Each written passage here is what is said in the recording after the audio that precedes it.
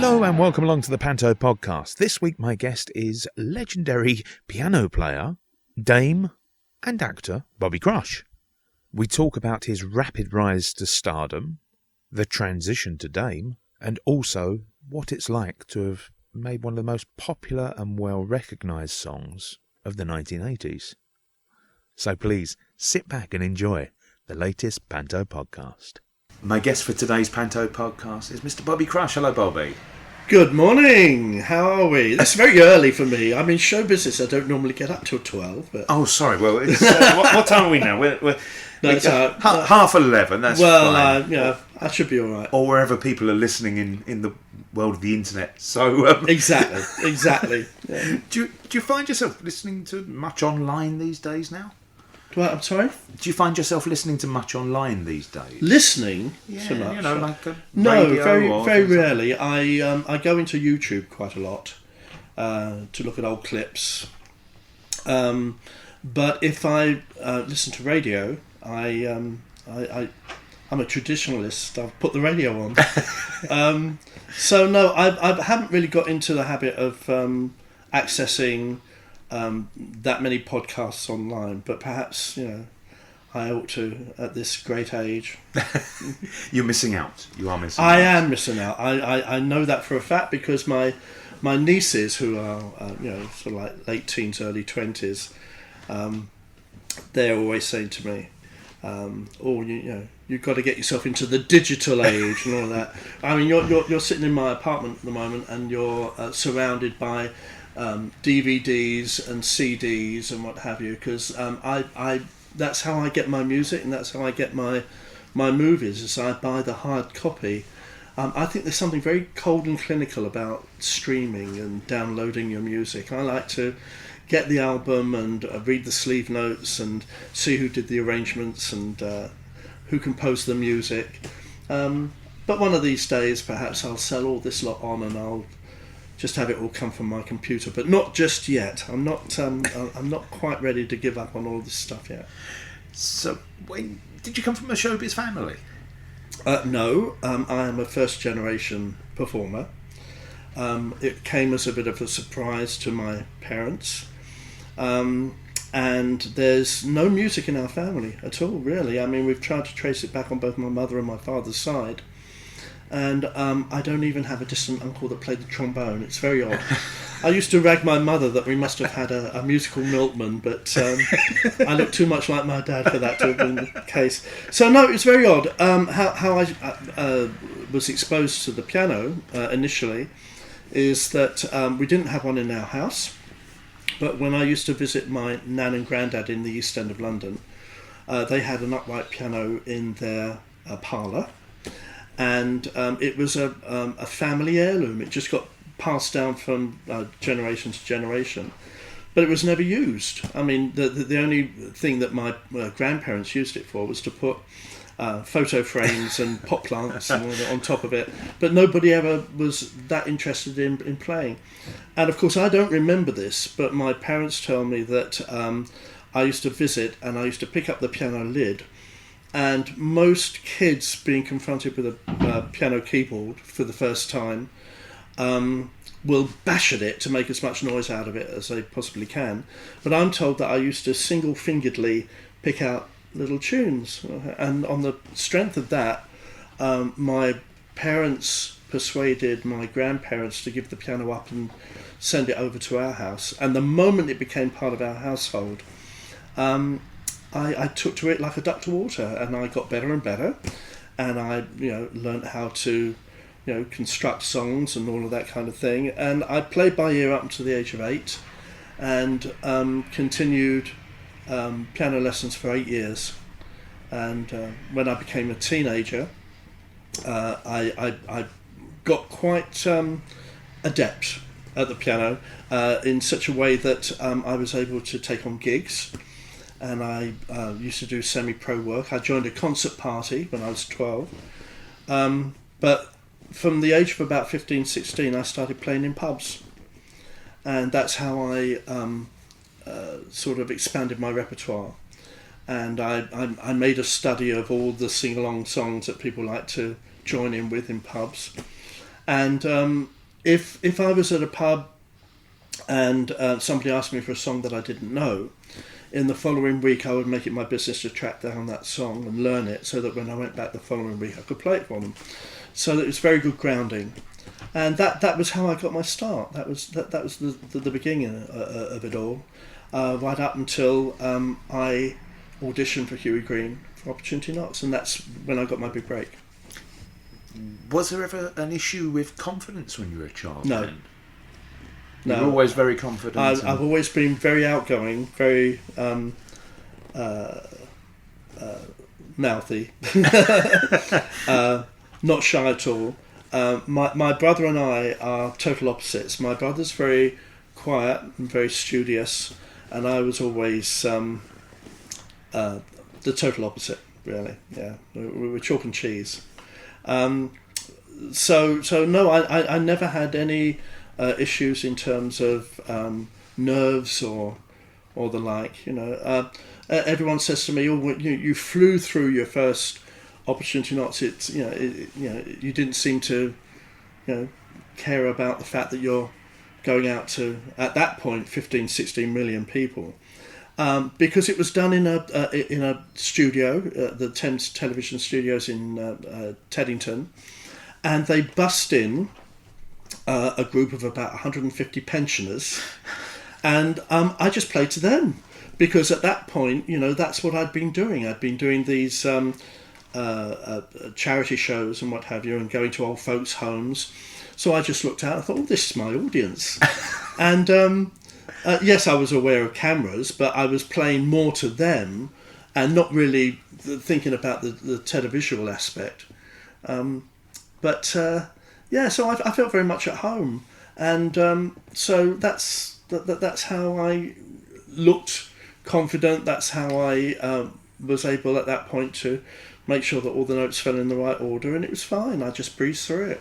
So the Opportunity Knocks, did you just think to yourself, I'm going to do this, or did somebody put you forward?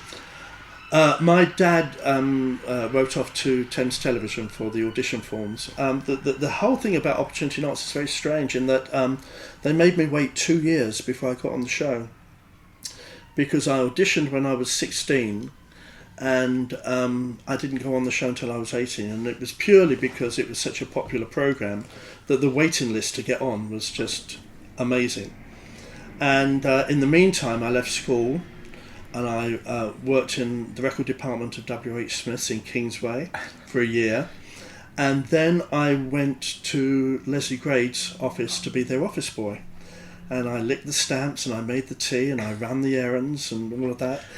And at that point I was convinced that they'd forgotten all about me on Opportunity Knocks. So what I was doing was actually killing time until I was 18, when I was going to sign up and become a buttling redcoat, and that was going to be my way into show business. But Huey popped up and saved me from all of that. About 4 or 5 months before I would have been eligible to go to Butlins, because, as I say, they wouldn't sign you until you were a minimum of 18. We got the phone call from Thames Television to say, your time is now. And they said, we'd like you to go to the Guildhall at Portsmouth, because we want to see you again. We just want to make sure that we like you as much as we liked you last time. My first audition was at Chelsea Barracks. Can you believe that? I mean, that wouldn't be allowed now because of the security aspect. But my first audition was there, and it was on a terrible old upright piano with a lot of the notes missing, and I didn't feel that I was able to give it my best at that point, because I thought I'd been let down a bit by the instrument that I was given to play. However, I was the only act that afternoon that they filmed and took notes on and photographed, and so I came away thinking, yeah, I might be in with a chance here. But so I remember going to Leslie Grade and asking for the day off, because I had to go to Portsmouth to be seen by Thames Television, and he was amazed. He said, "Well," he said, "you're an aspiring performer." I said, "Yeah." He said, "Well, why haven't you told us this before?" I said, "Well, I didn't really think that it was relevant, and I certainly didn't think that he would be interested in me as anything other than his office boy. But of course he released me for the day. I went down and did the show, and got accepted once again, and I was put on Opportunity Knocks a few weeks later, and Leslie Grade made a point of staying in and watching my television debut, and the following day called me into the office and said, "You stop being our office boy from here on." He said, "You are now going to be a professional performer. Would you like me to be your manager, and would you like my son Michael to be your agent?" Well, Michael Grade at that point was looking after Stefan Grappelli, Sasha Distel.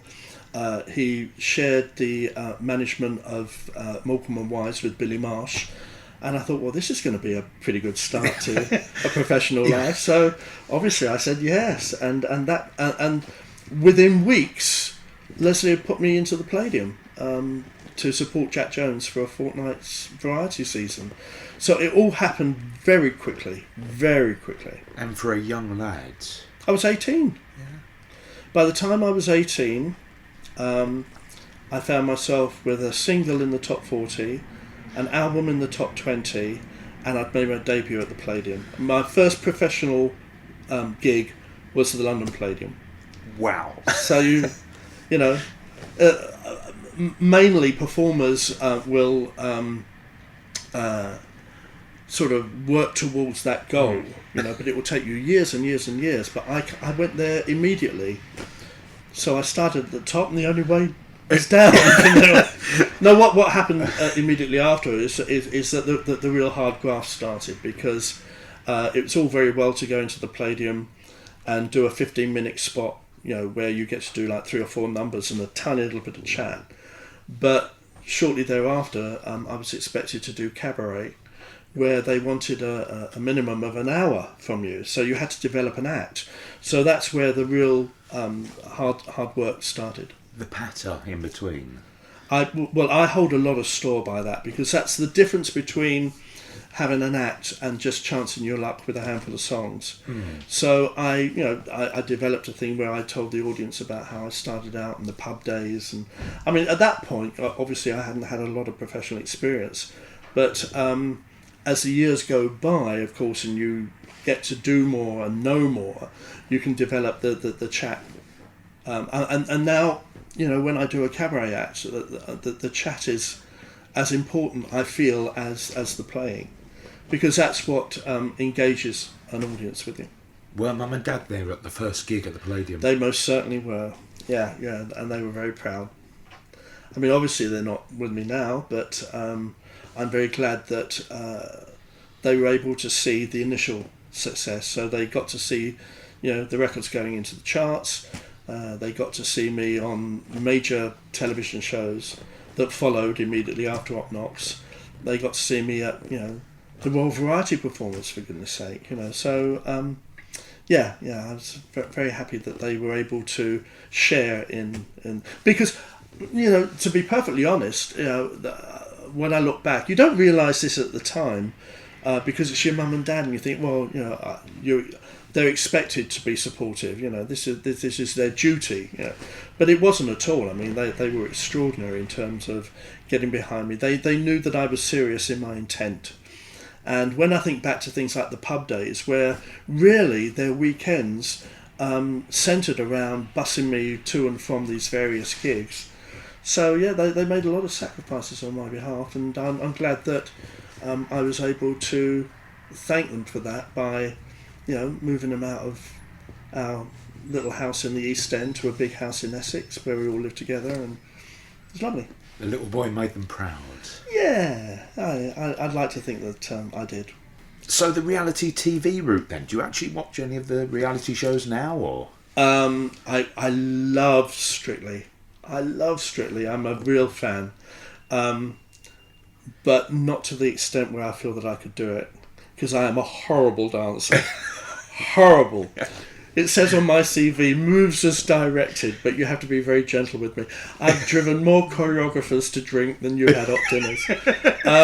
There's a part of me that dreads my agent ringing me up and saying you're shortlisted for Strictly, because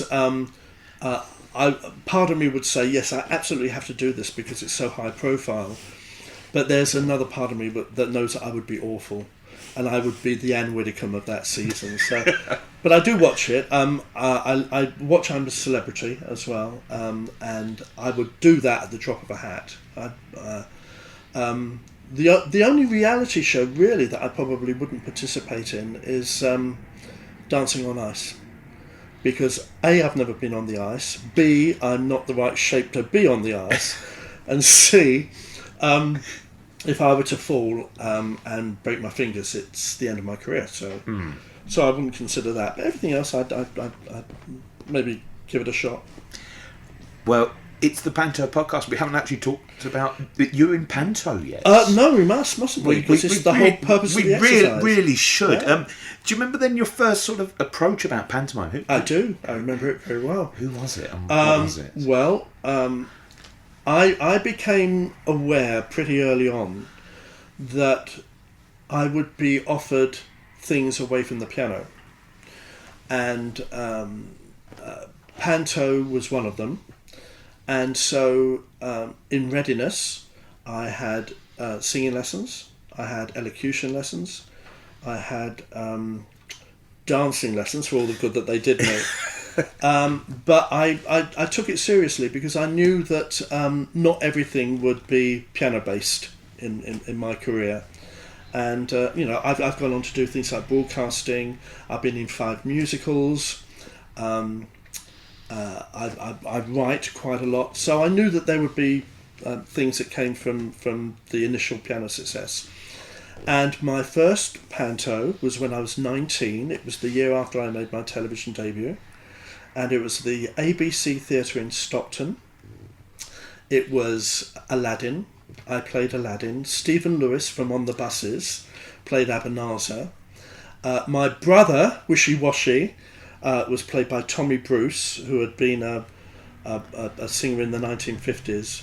Very much older than myself. I mean, we didn't really look like brothers at all. But it's Panto. They forgive you for that. Exactly, they do. And the first dame that I ever worked with was a guy called Wally Dunn, who presented something of a challenge in that.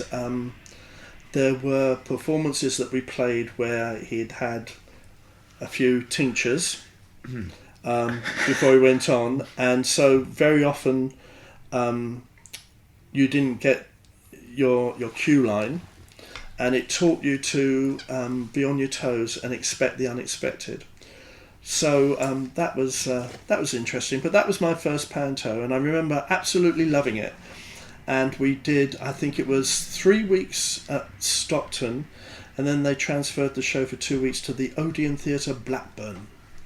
So neither, the Odeon doesn't exist any longer, but I believe they're revamping the ABC, which used to be called the Globe Theatre, and I think they're going to revert back now to its original title. But that was my first panto date. And did you have the piano on as well? We did, as I always have the piano on. I mean, you can't have Bobby Crush in a panto and not expect to see the piano. So I think I played it in the cave.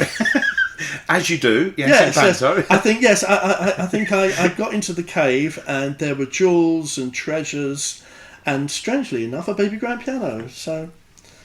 It's like that old gag, here I am all alone, I think I'll play the xylophone. So they'll always find a way of weaving it in. I mean, when I do panto now, it's normally in sort of like a ballroom scene, and that, Dame Nellie, fills in for the cabaret that's not turned up. So, I mean, my piano playing in panto is minimal. I normally just do like a 4-minute rock and roll medley, and the dancers will dance around the piano and all that. That's what I'm going to be doing this year as well. Because I remember going to see Norman Wisdom in a panto one time, and Norman was wonderful, of course, and no one's going to deny that. But everything stopped for about 20 minutes while he played the trumpet, then he played the drums, then he played the piano, then he did the funny walks, and by the time you got back to the story, you'd kind of forgotten what had gone on before. So I don't think it's a great idea to hold the business up while you do an act. But, get the piano on, quick medley, piano off, carry on. As a family, did you go and see pantos then? Yes. Child. My parents used to take us to see the played-in pantos, which of course used to go on forever. These days, you're lucky if you get a panto that runs 3 or 4 weeks. But in the old days, they'd go through to Easter. And I remember going to see quite a lot of pantos at the played-in, and they were always very spectacular. There's always been a bit of, and please don't take this the wrong way, but there's always a hint of cheekiness about you, and humour. And how much of that do you think?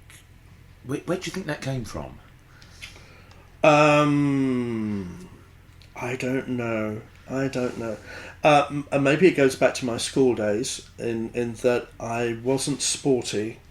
I was always in the leftover teams, when they were choosing sides for football. And so I wouldn't say I was the class clown, but I did try and endear myself to my fellow pupils by, making up parodies of songs that were popular at the time. I would change the lyrics and I would make them relevant to our teachers or the headmaster or whatever. And little did I know that would actually stand me in very good stead later when I came to write songs properly. But it's the old thing of wanting to be liked because you're not adept at things that really you should be at that age, because all your mates want to play rugby and football and talk about girls and Led Zeppelin and all that kind of thing. And one of the things I do remember is that we used to have a music club at school, and we'd be encouraged to bring in various items from our record collection to share with our fellow friends. And we're talking about the late 60s, so they'd be coming in with their Mothers of Invention albums and Captain Beefheart and all these really off-the-wall things, and I'd come in with my Streisand albums and my Lena Horne and my Dusty Springfields, and so I was always a bit of an outsider in that respect. So if I developed, as you say, a cheeky side, maybe it was to compensate for areas that I didn't feel that confident in. I wish I could have seen you as the Aladdin and the kind of. Did you ever play the buttons role? Many times. That was my forte, really. Buttons. I played that on numerous occasions. I played Jack going up the beanstalk. I was Dick Whittington. As I say, I was Prince Charming. And I carried on doing that for a long time. And then it gets to a point where it's not seemly anymore to try and get away with playing these juvenile leads. So I made a decision, which was that I was going to stop doing trouser roles, because when you get older, the alternatives in Panto for somebody like me is either Baron Hardup or Alderman Fitzwarren, the dad roles, which are nearly always underwritten, and they're a cough and a spit. Or you go down the dame route, and that's what I did. And I played my first dame in 2000, and I've been doing it every year since, and I'll be doing it again this year. Where then do you think you get your inspirations from for your dame? I play my dame very mumsy. I'm not a glam dame. I'm very much the folded hands and the price of fish and all of that. It was funny because the first time that I played dame, I was on a piano ship doing cabaret, and Danny LaRue was on at the same time. And he asked me if I was doing Panto that year, and I said, yes, Dan, I am. I said, no, I'm a little bit worried. I said, because I'm going to play my first dame. So when you're saying about where do I get my inspiration from, he said a very interesting thing to me. He said, you've done loads of Pantos over the years. He said, so you're used to working with dames. He said, you take a little bit from each of them. He said, and then you add something of your own. He said, but you'll be fine. What he did say, which I couldn't believe at the time, and I barely can believe it now, he said, who are you doing the panto for? And I said, Dougie Chapman. And he said, Dougie, he says, a lovely man. He said, but he said, I'm not sure what what the costumes will be like. He said, I tell you what, he said, when you get back to the UK, he said, link up with Annie Galbraith, who made all of Danny's frocks. And he said, at our stores in Tunbridge Wells, he said, I've got racks and racks of stuff, he said, that I've not used in years. He said, just take your pick of anything that you like. He said, and Annie will alter them for you. And he said, you can make your Dame debut in my frocks, which I thought was extremely generous, because it's like saying to somebody, take my act. Because really, when you think back to Danny LaRue, the act was, I mean, he was great in terms of his delivery and everything, but the act really, basically, was that he was a fantastic clothes horse, and it was all about the costumes. And if you go on my website, which is bobbycrush.com, you will actually see pictures of me in my first ever Dame appearance, and the costumes that I'm wearing all came from Danny LaRue's stocks. What an honour. Absolutely. He was a lovely man. I know that people joke about Danny because he was, he could sometimes be very grand and what have you. But, he's an incredibly generous man and very supportive. And he was absolutely lovely to me. So that's how I made my Dame debut. It was at the Forum Theatre in Billingham. And it was far, because I'd never played Dame before. It was far away enough from London that if I made a hash of it and I fell on my face, hopefully not too many people down south would have known about it. But as luck would have it, I mean, I took Danny's advice and I took a bit from each of the dames that I'd worked with. Of course, over the years now, I've developed more of my own style. Mm. But the reviews were kind, and I've played the role ever since. And of course, one of the big bonuses of making my Dame debut in Billingham is that I was linked up with the Patton brothers, and most of my business in the show was with them, and there was nobody more experienced than the Pattons, who had done countless pantos over the years, and they really kind of nursed me through the first Dame experience, and they were absolutely lovely. I was very sad to hear that Jimmy passed recently. He was a lovely man. Were you nervous then that first time you became Dame? I'm never really that nervy. The only time that I've really suffered from nerves was if I was doing any live TV. When I did Live from Her Majesty's and when I did the Royal Variety performance and a couple of other live things as well that were very high profile. You get the one chance and the one chance only, so you mess that up and you're up a gum tree. So that's the only time that I really get a bit anxious. I mean, when I did Las Vegas last year as well, that was quite a nervous experience as well, because a lot hung on that as well. But in the main, I'm pretty confident. I used to get in the early days quite anxious to the point that my hands would shake, and if you're a pianist and your hands are shaking, that's not good news. So I had to sort of talk myself into a state whereby if I do play the occasional wrong note, nobody's died, it's no big deal, we'll live through it. And I basically just gave myself a talking to, and really, I mean, if you see me in the wings, I'm quite calm. It always surprises me when you read of people like Tommy Steele who are throwing up, before they go on and all of that. Even to this day, I care. It's not that I don't care. I care massively about my work and how I do, but I think in order to execute it properly, I just need to be calm. And I'm pretty calm. Do you take it back to those sort of pub performances? Yeah, well, to an extent, yeah, because they were very sort of carefree days, and I didn't really have a lot of pressure on me there. Just pressurised every now and again to learn a new song. But beyond that, no, it's fine. I feel that I'm a very sort of level-headed sort of person that doesn't get too churned up by things. So what do you prefer then? Do you prefer playing the sort of silly Billy characters, the Buttons characters, or do you prefer Dame? Well, of course, I've had my fair share of juvenile leads, silly Billies, and something a little bit more regal, like Prince Charming or whatever. And I've enjoyed them all.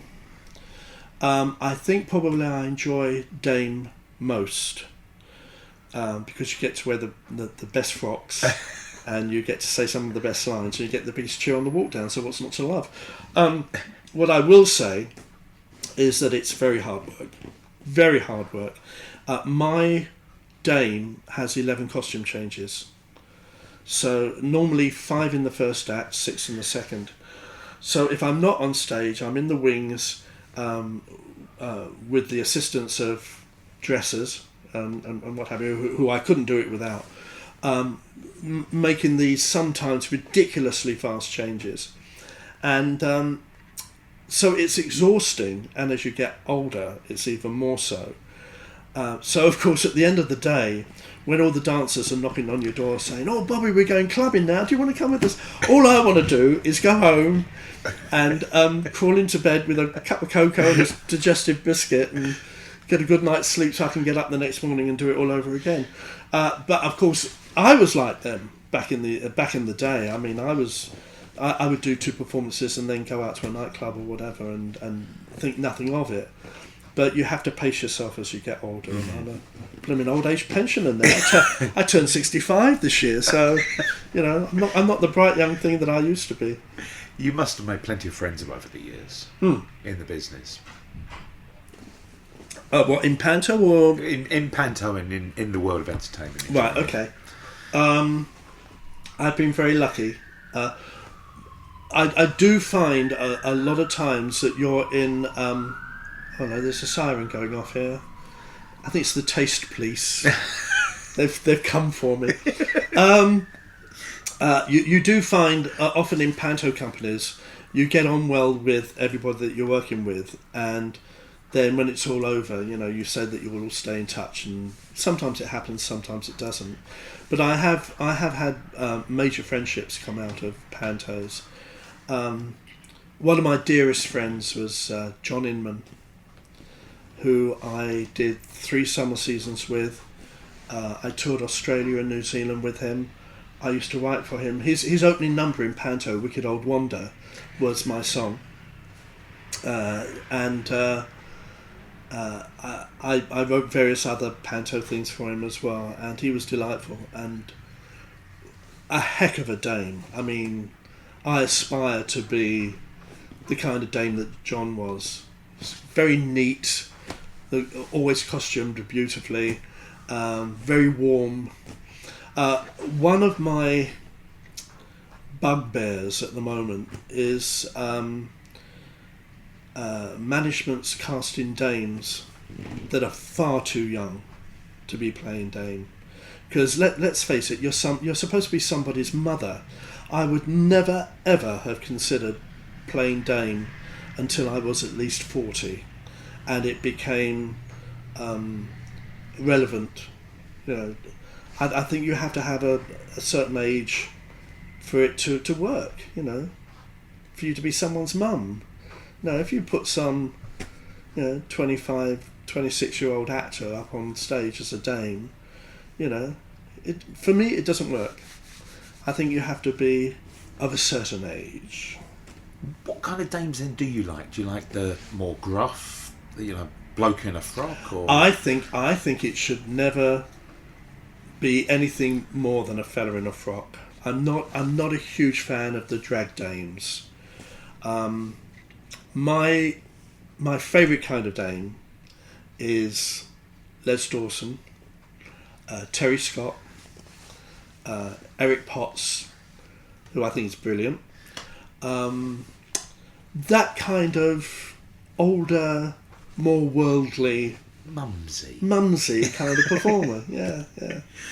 I find a lot of the younger dames are quite aggressive, and I like to approach my dames in a much more gentle fashion. Cuddly.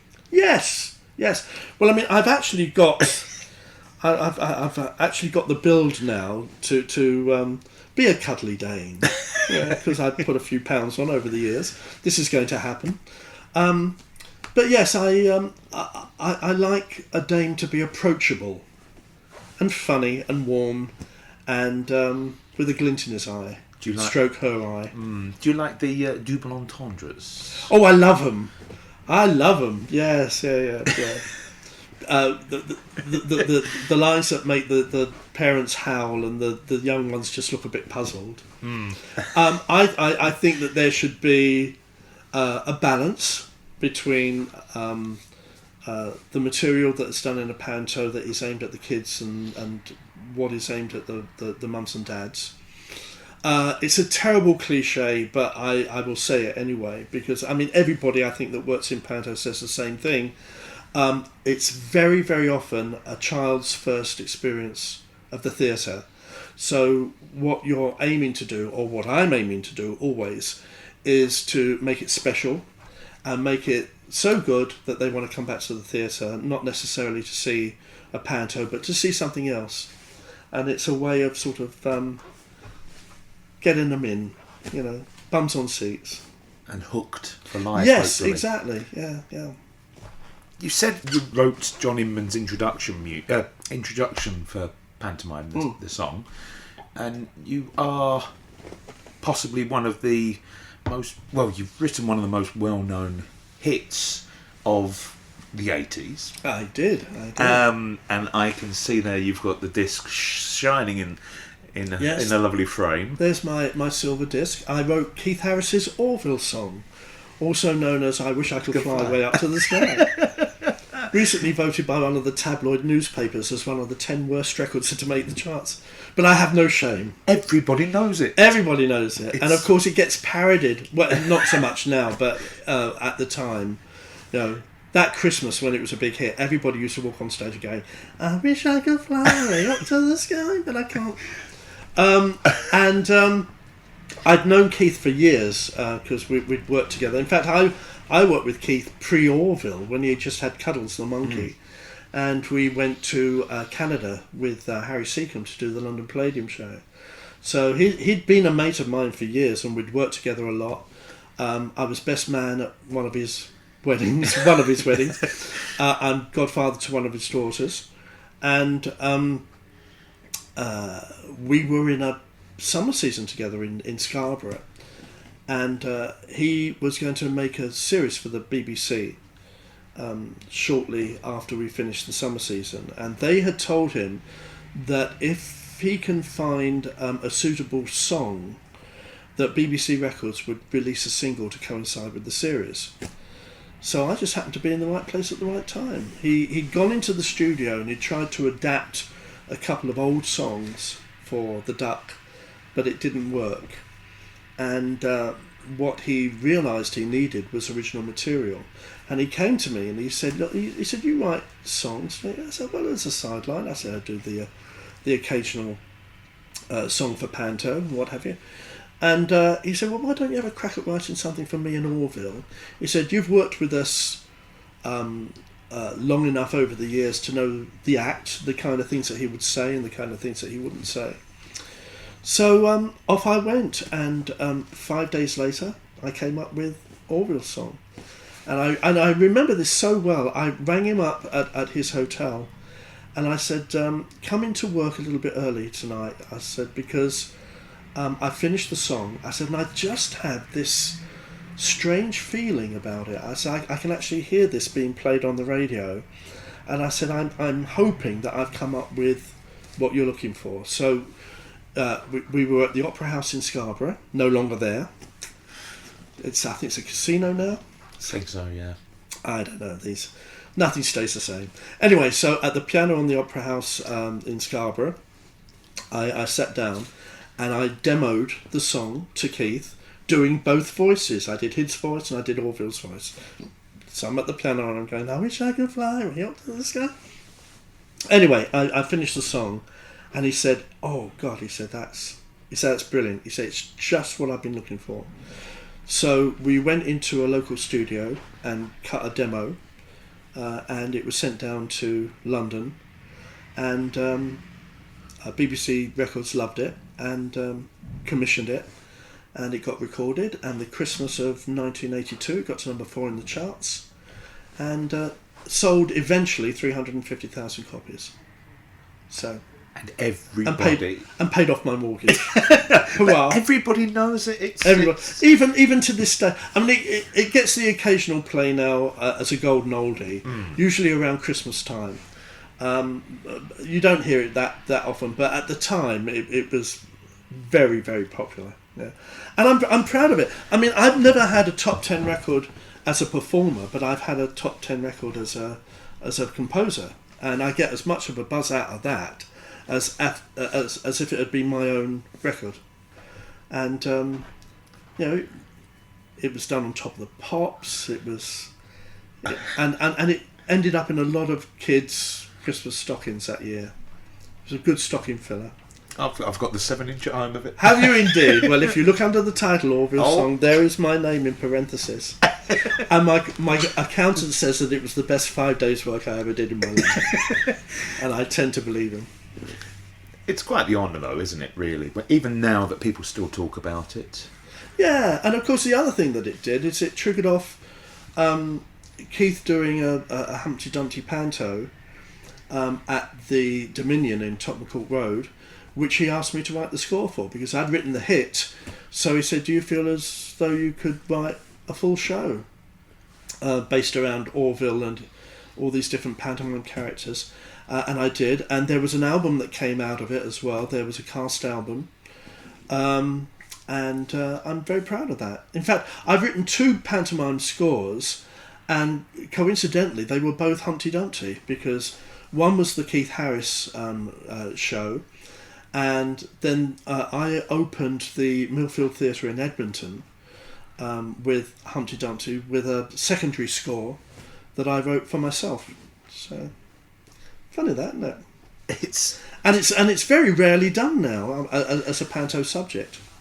Well, Kudos are bringing it back next year, aren't they? So I believe. So I don't know whether they will want to talk to me about using some of the Humpty Dumpty score that I wrote for Keith, but I'm open to offers. If Nick or Michael are listening, I'm sure they'll be in contact.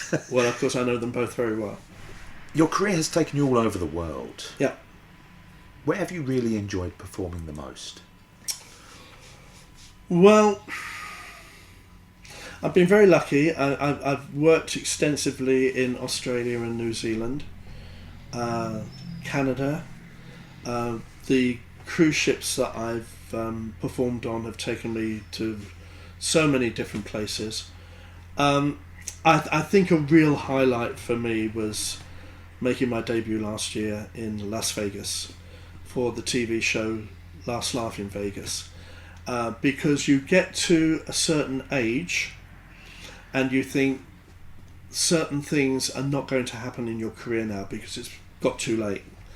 So for somebody to come to me and say, we're doing this TV show where we're taking a group of people who were well known in the 70s and 80s who have never worked in America before, and allowing them to make their debut in Las Vegas, am I likely to say no?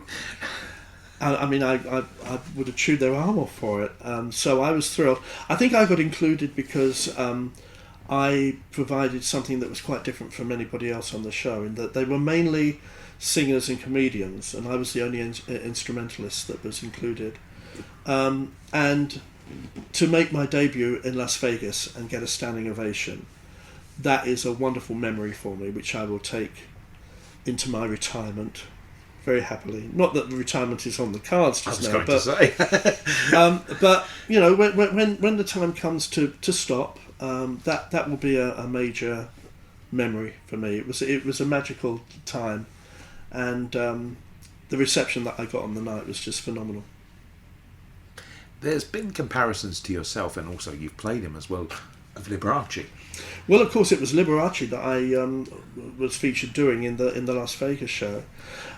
One aspect of the show that did slightly irritate me was the fact that when we were all approached, we were told that we would be seen as ourselves on stage, but then we would also do a spesh. So, Cannon and Ball were on it, and they did their act, but their spesh was to do a sketch about Elvis Presley. And, Sue Pollard and Anita Harris were on, they did their own acts, and then did a bit together and some shtick and what have you. And I did a slot as Bobby Crush, doing a big James Bond medley, which had all the male dancers dressed as James Bond, and all the in tuxedos and bow ties and all that, and all the girls were like Bond girls, very leggy and very glamorous. And I did this medley that had like Diamonds Are Forever in it, and Goldfinger, and You Only Live Twice in it. And on the night, it absolutely blew everybody away. And then, of course, my spesh later in the show was to do Liberace. Well, when this show actually was aired, the James Bond thing got cut entirely, which I was devastated about, because when you watch the TV show now, it would appear that the only thing that I was out there to do was to be Liberace. And I said to my agent, I said, are people going to watch this now and think that all I do in my career is Liberace impersonations? Because I felt that it unbalanced the whole thing as far as I was concerned. Whereas everyone else on the show seemed to be doing their own thing and then a little extra. So, but I mean, it's completely out of your control when you do these kind of shows, because the final editing decisions are down to, the production team. Oh, here we go again. Woo, it's a catchy song, isn't it? You should compose a new theme for the ambulances. As Eric Morgan would say, they're not going to sell many ice creams going at that speed. So yes, you're totally in other people's hands in a situation like that. And that was the one aspect of the show that did upset me a little. But, it was still worth doing. I'm still glad that I was a part of it. Lee was a wonderful performer, though, wasn't he? He was wonderful. I mean, when I was starting out as a kid, my two piano idols were Russ Conway, whose style I was very influenced by, and Liberace, who also influenced me, but through his showmanship. The lift of the hand, the wink at the camera, the rather garish outfits. So I went for all of that in the early days. And he was a major influence. I always regret not meeting him, because I almost did, because in the mid-70s, my publicist at the time called up Liberace's publicist, because Liberace was coming over to do a series of shows at the Palladium, and what we wanted was to try and set up a photo shoot with the old trooper meeting the new boy, as it were. And both sides, I mean, I certainly was up for it, and Liberace's team were also up for it, and they were all set to make these arrangements for me to go to the Palladium and be photographed with Lee on stage at the piano.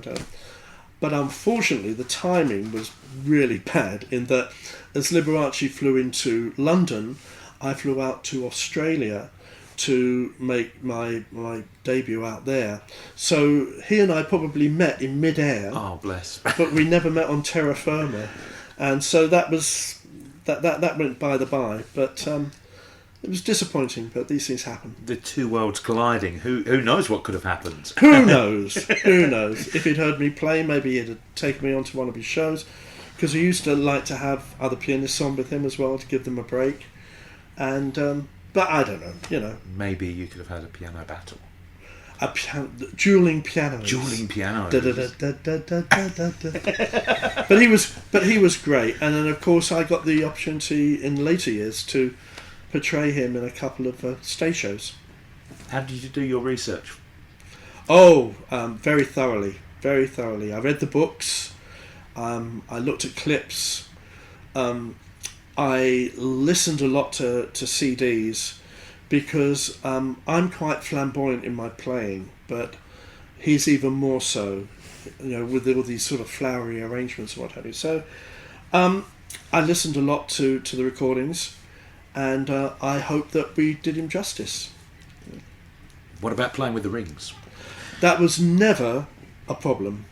Never a problem. Because on my very first opportunity knots, I wore a handful of rings because they asked me if I would, because it would look good on screen, when the camera closed in on the hands at the keyboard and everything.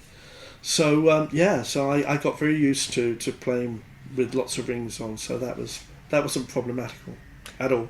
How do you look after the hands then? I don't do anything special. I don't take chances. I mean, as I say, I don't go ice skating or horse riding or open myself up to anything that could possibly... No boxing, no? Or... No boxing, no. A little bit too butch for the likes of me. So I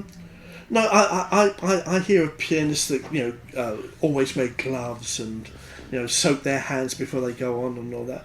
But no, I think how I look after my hands is that I practice every day, and I do probably about an hour every day at the keyboard, just to keep the fingers supple.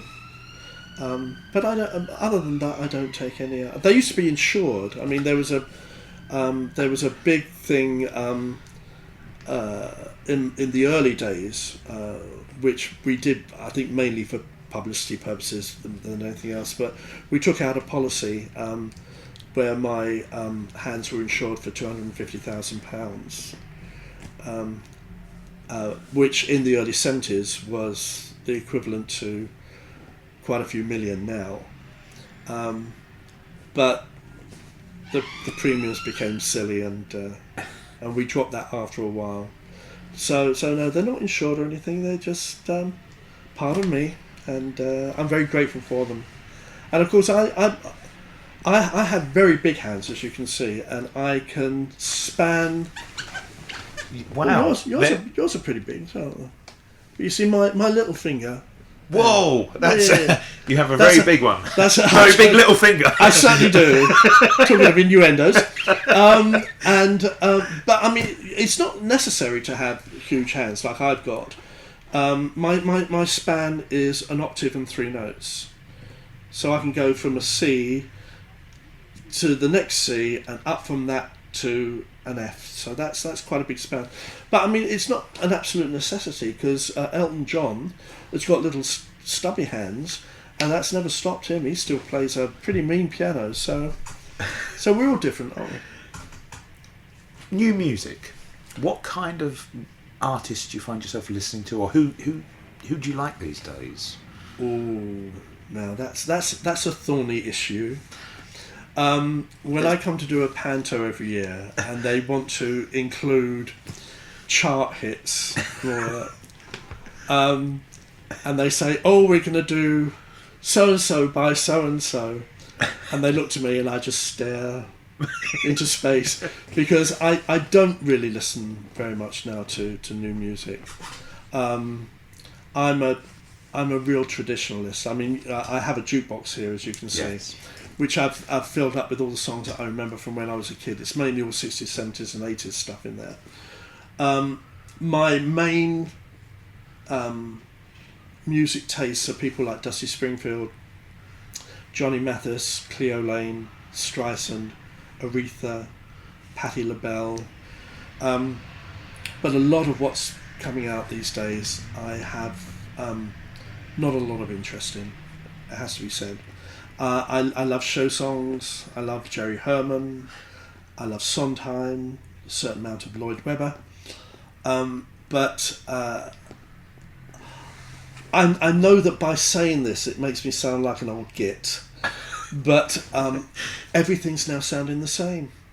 There's no individuality. I mean, in my day, you turn on the radio and you could tell Cilla from Dusty, from Diana Ross, and Lulu sounded different to Sandy Shaw, and Petula Clark sounded different to Kathy Kirby, and there was much more variety. And now I think everyone just wants to sound like Mariah Carey and sing 12 notes when one will do. And it's all about vocal acrobatics, and it's all about being clever more than being soulful, I think. So, yeah, I kind of switch off a bit. I hate rap. I'm one of the few people that went to see Hamilton and was left absolutely stone cold. And I really wanted to like it. I really wanted to like it because it's such a phenomenon, and it had such fantastic reviews. And I paid £110 for my seat, and I thought, I really, really want to get value out of this. But after half an hour, I zoned out, and I still had another 2 hours to go. It wasn't for me. And, rap as a genre, just as it's talking to a beat, which I feel that anybody can do, really. Anyone can talk to a beat. But not everybody can create interesting music. And, I think that, the stuff that came out in the 60s and the 70s, I mean, how can you compare stuff that the Beatles came out with what's happening in the charts today? You have very rare exceptions like Ed Sheeran and Adele, who of course is I was going to bring up those two names. Yeah. so those I can those I can identify with, but I come from an era. Here we go again. I come from an era when people like Burt Bacharach were writing chart songs, and performers like Dionne Warwick and what have you. And they were beautifully constructed songs with really interesting chord changes and time signatures. And these days it all just kind of washes over me. But as I say, as a newly formed OAP, I can say these things now. What shows then do you like to go and see in the West? Oh, I go and see everything. I mean, I'm at the theatre every week, seeing something. This week I'm going to see a fantastic Brazilian pianist called Eliane Elias at the Barbican. That is on Friday, but on Thursday I'm going to see White Christmas. I'll go and see anything and everything, really. I've always enjoyed going to the theatre. I've always thought that whatever you go and see, there is an opportunity to learn from it. But I'm a traditionalist. I love my Sondheim shows and my Lloyd Webber shows. I love Sunset Boulevard and all those kind of things. Have you seen Matilda? Yes, I've enjoyed that as well. I went with my goddaughter to see that, and really enjoyed it. I thought it was great. I love Trunchbull and her song. That was really good. Would you like to be Trunchbull? I'd love to be Trunchbull. Can you imagine? Well, it's a great role, and beyond anything else, if I were to get a season in the West End now that I'm living in central London and I can get home every night, sleep in my own bed. And your freedom pass. I do have a freedom pass. Yes, I do indeed. The advantage of being an OAP. Exactly. Listen, I'm going to take full advantage of all of that. I paid into it over the years. I might as well have it now. But I'm not a big fan of rock musicals, and I'm not a huge fan of actor-musician shows. I'm a real traditionalist in that I want to see the actors on stage. I want to see the orchestra in an orchestra pit. I think you lose a certain amount of reality if you're in an actor-musician show and you're doing some very heavy dialogue that will lead you into a song, but you have to go over to the piano to accompany yourself in order to get it done. I like proper theatre. I do. I went the other night to see a Broadway star, Kelly O'Hara, who had been at the Palladium last year in The King and I, and that was glorious. I love going to those kind of shows. That was at Cadogan Hall, where previously I'd been to see months before. Probably one of the greatest nights I've ever had in a theatre, which was to see the phenomenal Chita Rivera doing a concert with a 12-piece orchestra. And, these kind of people inspire me. I mean, Chita Rivera at 84, is she? She looks fantastic, sings really, really well, still moves, still does the Fosse moves, 84. Petula Clark, doing 8 shows a week in Mary Poppins at 87, is she now? I think it's phenomenal. I think it's wonderful. And, I think if you can continue to be in good health and you could still have something to offer to the public, just keep on doing it. Just keep on doing it. We touched there about the trunchbull thing. Yeah. Would you ever like to be a panto baddie? I've been a baddie once, and once only. I played the wicked stepmother in Cinderella at Poole in Dorset, with Peter Duncan as Buttons, Lynette McMorrow, who was Glenda in Crossroads, she was the fairy, and Baron Hardup, who was my Oppo, was Brian Cant, who was such a delight, I can't begin to tell you. And Brian wasn't 100% well in rehearsal, and was a little slow and was forgetting lines, and because I had a lot of dialogue with him and a lot of business with him, I was a little bit concerned that it was going to be a bit dodgy. But it's what we were saying about earlier, Dr. Theatre. It was extraordinary. There'd be Brian in the wings about to walk on, and he'd look a bit sort of befuddled and a bit confused. But the moment that he walked out and that spot hit him, suddenly he became upright, and he delivered his lines perfectly, and he was adorable, and then he went back into the wings again and became a little old man again, And I think a lot of it has to do with the magic of the theatre, and the desire not to let an audience down, He might have not been feeling 100%, but he wasn't going to let the audience know that. And I learnt a lot from that.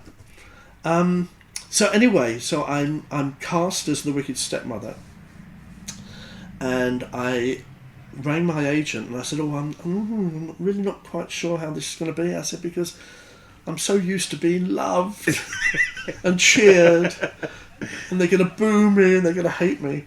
But I have to say that I really got into it, and it was liberating to be so horrible. And the ticket tearing scene, which was down to the wicked stepmother and all that, and the kids were going balmy and they hated me, but I really enjoyed it. But it's the one and only time that I've ever played bad. But I'd do it again under the right circumstances. I can be horrible. Don't believe a word of no, that. I can be. You ask Jess Conrad. Oh, we'll save that for after the recording. Do you get to go and see many pantomimes then?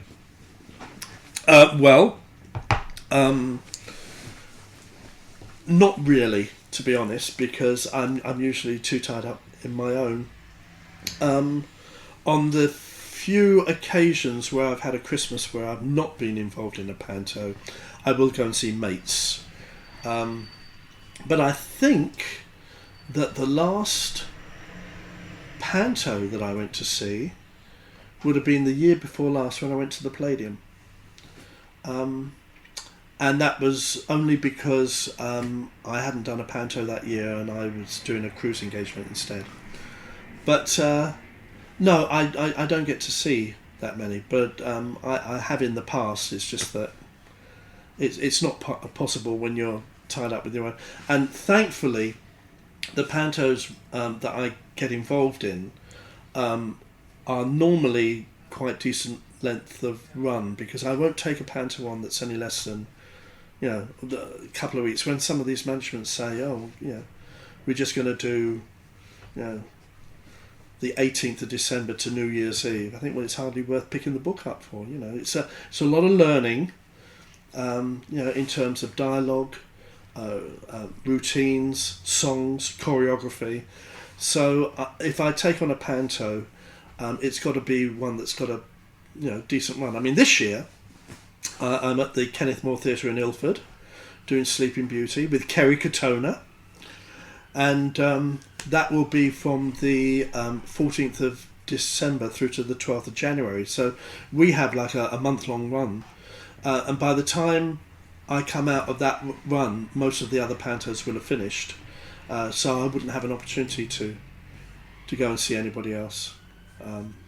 So that's why I don't go and see other pantos, because normally the ones that thankfully I get involved in are decent enough lengths to outlive a lot of the other pantos that are doing the rounds. Do you like that whole spending Christmas with the company? I love it. Now here's a confession for you. I'm not a huge lover of Christmas. And I'm not.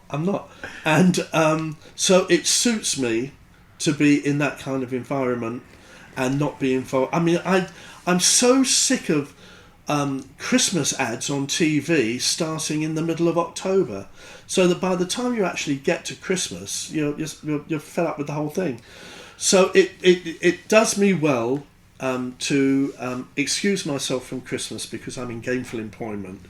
And to be honest, if a management said, we want Christmas Day performances out of you, but we'll give you double bubble, I wouldn't give it a second thought. I don't need to have Christmas off. I would eat too much, I would drink too much, and I'd watch too much telly. I'd rather be out with my panto colleagues, having fun and making memories for panto audiences. How's the health been over these pantomime runs? Mine? Yes. Pretty good. I take good care of myself. I try and eat properly. I try and sleep well. I have little naps between shows. But every now and again you will get clobbered. The last panto that I did, which was year before last at Queen's Theatre in Barnstable, the last week of the run I copped a rather nasty bout of bronchitis, and I sounded like a corncrake. It was like, hello boys and girls. But touch wood, I've never missed a performance in panto. I've never missed a performance, and I would absolutely have to be at death's door not to go on. When the bronchitis kicked in, I got the sound man to push me up as far as we could go without the sound system crashing, and obviously I had to adapt a little bit. I couldn't see my opening number, so that had to be cut. But I made it, and I am the understudy's nightmare, in that nobody's about to get into my frocks. Thank you very much. So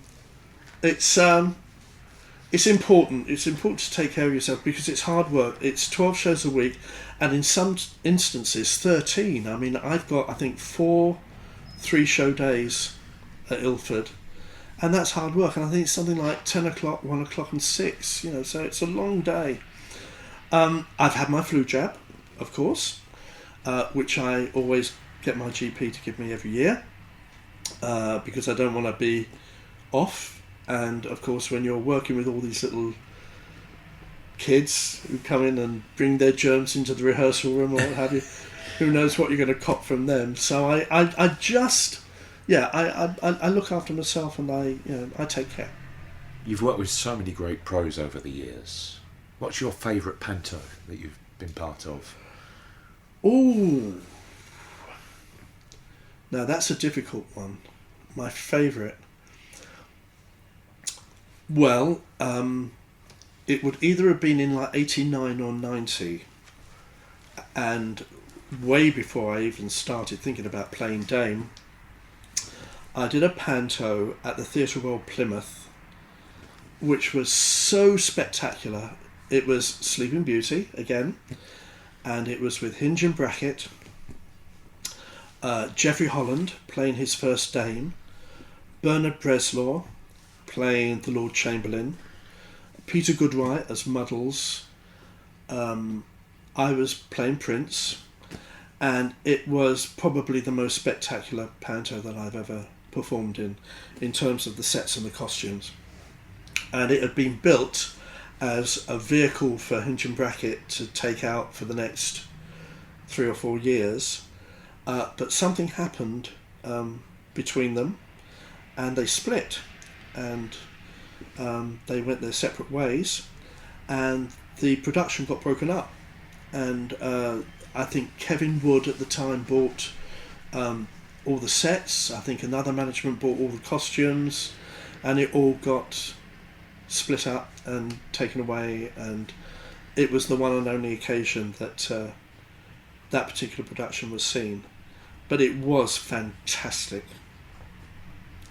and that probably is my favourite panto that I've ever been associated with. I've had lots of happy experiences since then, but if you're talking about something that you could have picked up and very easily put into the West End, that would have been the one. It was incredible. Well, this leads me on to my very last question. Mm-hmm. Your dream pantomime. So you can be in it, the cast can be alive or dead, you can choose the place where it's going to be, and you can be sitting watching it in the stalls, or you can be on stage performing alongside. Ooh, gosh, now that's a question and a half.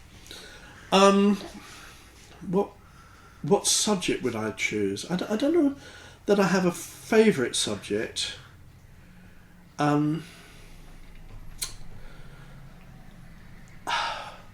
So let's not say a subject, but we'll talk about characters.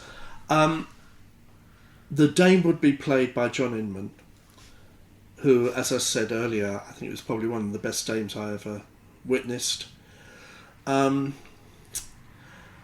principal boy, because we go back to traditional values and have a girl playing the boy, would be my lovely friend Anita Harris. Fairy godmother Julie Andrews, who I worked with.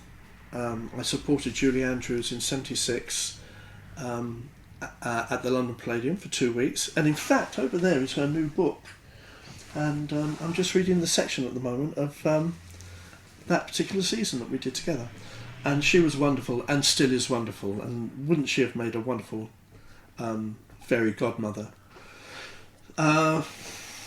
So let's have a think. Who would the comic be? Des O'Connor, who I've always had a very soft spot for.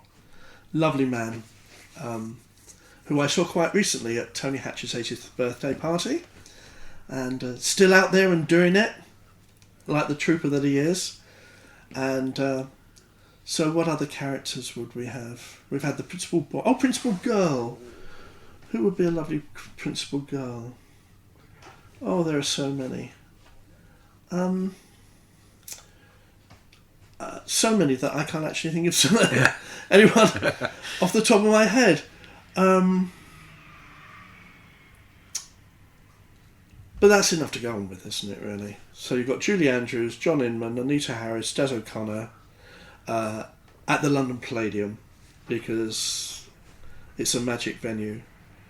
And I would probably not be in it. I would probably be in F or G row in the stalls, enjoying it, with a huge orchestra. We need a baddie, though. Oh, a baddie! You must have worked with some terrible people over the I years. have worked with some terrible people over the years. But also good performers who play baddie. I tell you who I thought was terrific, who I did Aladdin with twice. and he played Ebenezer to My Widow Twankey, was Scott Maslin from EastEnders, Jack Branning from EastEnders. And what I loved about Scott was that when we went into rehearsals, I thought he was going to play it like his EastEnders character, and he'd just be all Cockney comment, hello, Widow Twankey, and that. But he played it like Terry Thomas. He was very sort of louche, hello, Widow Twankey, and it was all very sort of understated, but a little bit evil as well. And he was terrific. So yes, he would be my cast. I would very happily put him in my cast. Alan Curtis, who you might possibly remember from the Palladium Pantos, who was a wonderful baddie. He used to do chairman at the Players Theatre as well in Old Time Music Hall. But traditionally he was like a very fierce baddie, quite scary. So he'd be good. It'd be a toss-up between them, I think. But it's an interesting prospect having all these wonderful performers, some of whom are still with us and some of them who are not. Oh, I just thought of somebody for the principal girl. My lovely Dusty Springfield. Wouldn't she be great? Oh, wouldn't she? I don't think she ever did Panto. Traditionally, not as a Panto character. I know that she did a couple where she just appeared and sang a few songs. I think it was like in an Aladdin situation. He rubs the lamp, the genie comes out. What do you want? I want to marry the princess. What's your second wish? I want to be rich and have lovely clothes. What's your third wish? I'd like to see Dusty Springfield singing You Don't Have to Say You Love Me. And then suddenly the band would go da da da da da, and she'd appear. Because they used to do that in the old days a lot. But I don't think she ever played a role. So that would be an interesting prospect. Have the lovely Dusty, who of course has a voice like no other. Just going back there, you said about the Palladium. What is it that makes the Palladium so special? Well, I'm only going to echo what everybody else has said, which is that when you stand on that stage, there is an awareness that you are there, having followed everybody, Frank Sinatra, Judy Garland, Marlene Dietrich, the Beatles. It just has such a fantastic history, and it's a very special place personally, in that when I was a 16, 17-year-old office boy, I used to deliver packages to the stage door, and I got to know George Cooper, the stage door keeper, and who was a lovely man and was absolutely gobsmacked that just months after knowing Robert, the office boy who delivered packages to the Palladium, suddenly appeared at the stage door as Bobby to support Jack Jones on his variety season. I mean, that's how quickly your fortunes can change. It was just unbelievable, the speed of it. And so I know the Palladium as a place where I used to work as a tea boy and an office boy and what have you, but then to return as a performer. And I've done 3 seasons there, all of which have been magic. The best one, of course, was the Julie Andrews season, where I got to share her orchestra and play with like a 22-piece band, and it was just magical. And of course I've been back on other occasions as well. It was one of the tour dates when I was out with Gene Pitney. I did the tribute to Daniel LaRue there. I've done quite a lot of other stuff there as well. And there is just something about walking through that stage door and feeling part of a wonderful history. There is no other theatre like it. And I've played a lot of theatres in a lot of different places and a lot of different countries, and I've never felt the buzz that I feel when I walk into the Palladium. Also, as an audience member, just going through the main lobby, and going to your seat, and there's just something about it. It's a wonderful, wonderful venue. Well, Bobby, thank you so much for sharing your story with me. Thank you. You're very welcome, and hopefully there'll still be more stories to come. I'm not winding down just yet. We'll do a catch up in a few years' time. How's that? Yes, well, perhaps when I'm 70. Panto podcast revisited. Thanks, Bobby. Absolutely. You're very welcome. Thank you.